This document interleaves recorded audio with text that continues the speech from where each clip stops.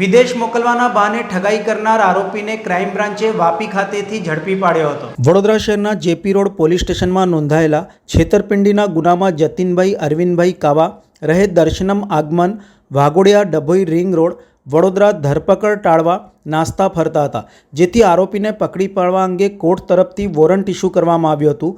આરોપી અંગે પોલીસે હ્યુમન સોર્સિસ તેમજ ટેકનિકલ સર્વેલન્સના આધારે માહિતી એકત્ર કરી હતી।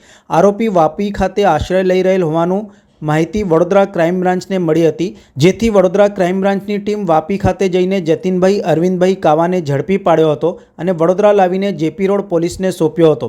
આરોપીએ આચરેલા ગુનાની માહિતી પ્રમાણે ફરિયાદીના પુત્ર યુકેમાં અભ્યાસ કરતો હતો, જેની વર્ક પરમિટ માટે જતીન કાવાનો સંપર્ક થતાં તેને ફરિયાદીને વિશ્વાસમાં કેળવીને વર્ક પરમિટ માટે પ્રથમ લેટર મેળવવા ફરિયાદી પાસેથી ટુકડે ટુકડે 9 લાખ રૂપિયા આરોપીએ અને આરોપીના પત્નીના ખાતામાં નખાવ્યા હતા। પૈસા આપ્યા બાદ પણ ફરિયાદીના પુત્રને બાયોમેટ્રિક માટે કોઈ કંપની દ્વારા નહીં બોલાવાતા ફરિયાદીએ આરોપી પાસેથી રૂપિયા પરત માંગ્યા હતા, જેથી 2.5 લાખ રૂપિયા ઓનલાઈન પરત કર્યા હતા અને બાકીના રૂપિયાનો ચેક આપ્યો હતો। જે ચેક ફરિયાદીએ બેંકમાં ડિપોઝિટ કરતા ચેક બાઉન્સ થયો હતો અને ફરિયાદીના બાકી નીકળતા વ્યાજ સાથેના 7.15 લાખ રૂપિયા પરત આપ્યા ન હતા, જેથી આ મામલે જેપી રોડ પોલીસ સ્ટેશનમાં ફરિયાદ નોંધાઈ હતી।